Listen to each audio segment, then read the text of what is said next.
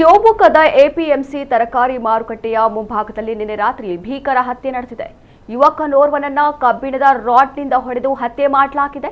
ಕಾಶಿಪುರದ ನಿವಾಸಿ 26 ವರ್ಷದ ಅರುಣ್ ಯಾನೆ ಬೋಂಡಾ ಕೊಲೆಯಾದ ಯುವಕ.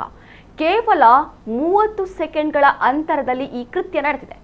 ಅರುಣ್ ಶ್ರೀನಿಧಿ ವೈನ್ಸ್ ಮುಂದೆ ನಿಂತಿದ್ದ ಸಂದರ್ಭದಲ್ಲಿ ಏಕಾಏಕಿ ಬಂದ ಕಿಡಿಗೇಡಿಗಳು ಕಬ್ಬಿಣದ ರಾಡ್ನಿಂದ ತಲೆಗೆ ಹಲ್ಲೆ ನಡೆಸಿದ್ದಾರೆ. ತೀವ್ರ ರಕ್ತಸ್ರಾವದಿಂದ ಅರುಣ್ ಸ್ಥಳದಲ್ಲೇ ಕುಸಿದು ಬಿದ್ದಿದ್ದಾನೆ. ತಕ್ಷಣ ಸ್ಥಳೀಯರು ಗಾಯಾಳುವನ್ನ ಮೆಗಾನ್ ಆಸ್ಪತ್ರೆಗೆ ದಾಖಲಿಸಲು ಪ್ರಯತ್ನಿಸಿದರಾದರೂ ಅಷ್ಟರಲ್ಲಿ ಆತ ಮೃತಪಟ್ಟಿದ್ದಾನೆ ಎಂದು ತಿಳಿದು ಬಂದಿದೆ. ಮೃತ ಅರುಣನ ಸಂಬಂಧಿಕರೇ ಈ ಕೃತ್ಯ ಎಸಗಿದ್ದಾರೆ ಎಂಬ ಶಂಕೆ ವ್ಯಕ್ತವಾಗಿದೆ. ಕೌಟುಂಬಿಕ ಕಲಹವೇ ಈ ಕೊಲೆಗೆ ಪ್ರಮುಖ ಕಾರಣ ಎನ್ನಲಾಗಿದೆ. ಸದ್ಯ ಪೊಲೀಸರು ತನಿಖೆ ನಡೆಸುತ್ತಿದ್ದಾರೆ.